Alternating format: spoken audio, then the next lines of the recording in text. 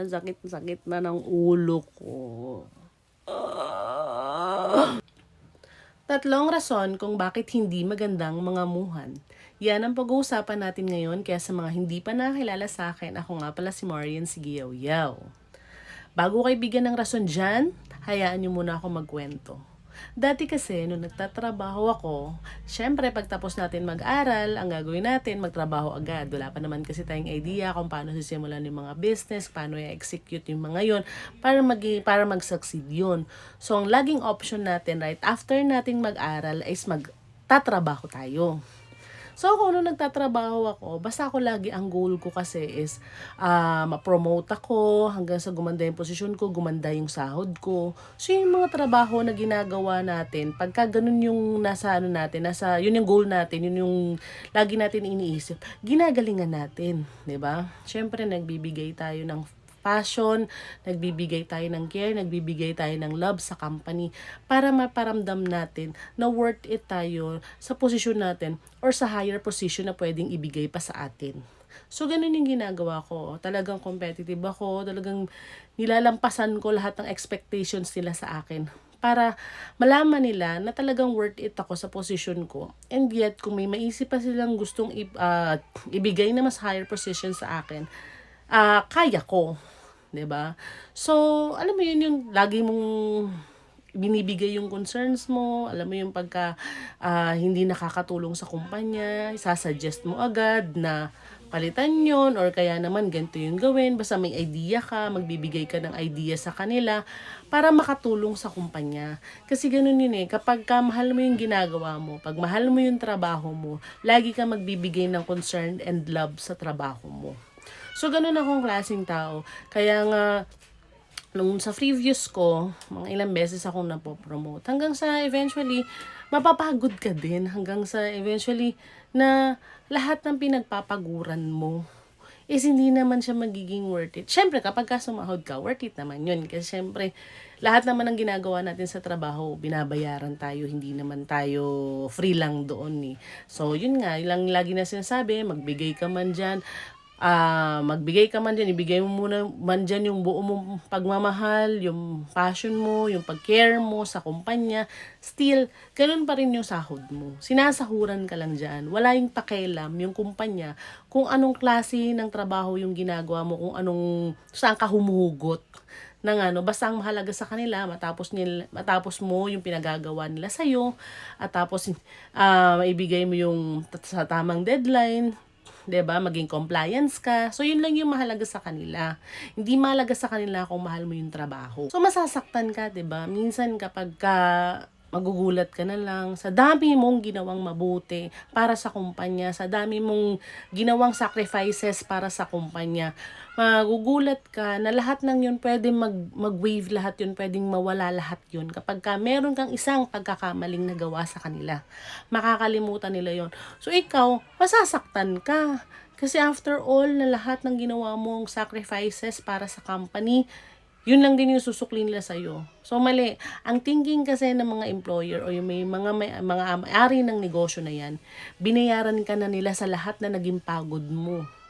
'Di ba? Kaya nga minsan yung iba, kung nagtataka kayo kung bakit hindi pare-parehas ang performance ng ibang tao sa loob ng trabaho, lahat ng performance employee sa loob ng trabaho, kasi pare-parehas lang naman din Gumawa ka sa hindi, ganun, may sahod ka.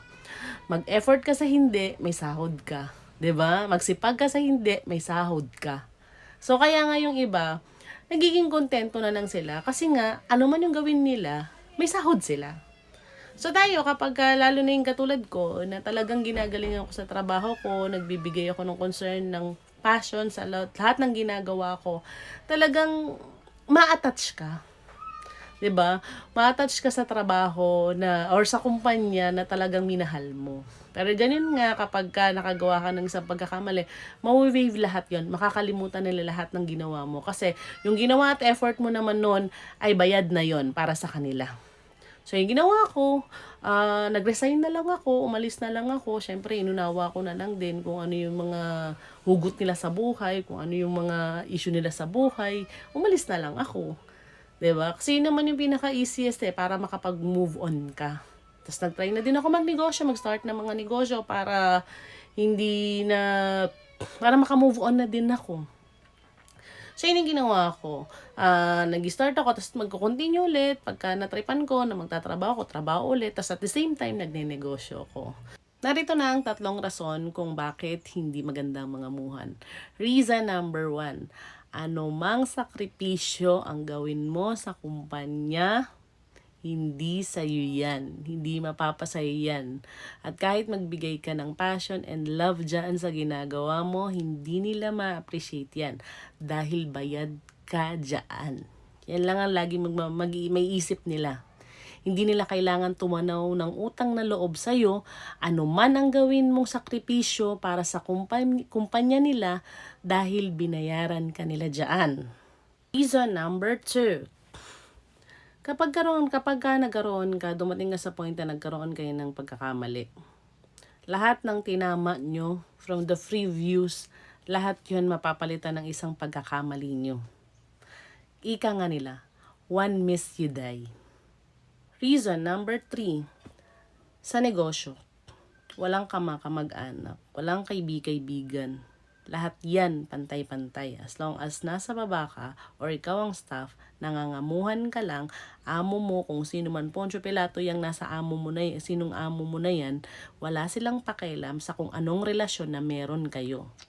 Kaya tandaan nyo, kapag nangangamuhan kayo, dapat isipin nyo na hindi rin minsan magandang mga muhan yung talagang kaibigan mo, kamag-anak mo, kasi doble yung magiging pain sa inyo kapag nasaktan kayo. Bakit ko ba ginagawa to? Kasi gusto ko ma-enlighten kayo na kung wala man din tayo ngayon option kung hindi mga muhan, alam natin na dapat pinagsisikapan din natin na magkaroon tayo kahit maliit na amount para makapag-start din tayo ng negosyo.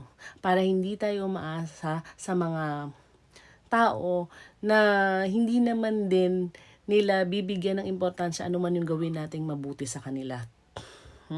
Kaya gusto ko lahat tayo magkaroon ng negosyo dito. Kaya samahan nyo ako dito sa page ko na ito. Pag-usapan natin lahat ng mga ano nyo dyan, ng mga concerns nyo dyan, struggles nyo dyan, lalo na sa pangangamuhan nyo. Pwede nyo i-share sa akin at sa lahat ng mga nagbabalak magnegosyo. Lalo na kung nagsimula kayo sa mababa, nagsimula kayo na dating maging staff. Sana hindi nyo ipa-experience sa mga susunod nyong staff yung mga nararanasan yung hindi maganda sa mga amo nyo. Hindi ko nila lahat ng kumpanya, hindi ko nila lahat ng amo na ganyan. Marami pa rin na mabubuti, may mga mababait dyan, pero hindi sila lahat.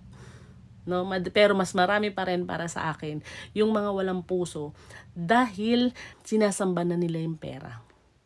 So wala na tayo doon, hayaan na natin sila, mag-move on na tayo dyan at sikapin natin na magkaroon tayo ng sarili nating negosyo para hindi tayo nangangamuhan. Maraming salamat sa sumubaybay ng video ko na ito. Kung nagustuhan niyo ito, please like and share this video. At always remember, choice natin na maging happy! Bye-bye!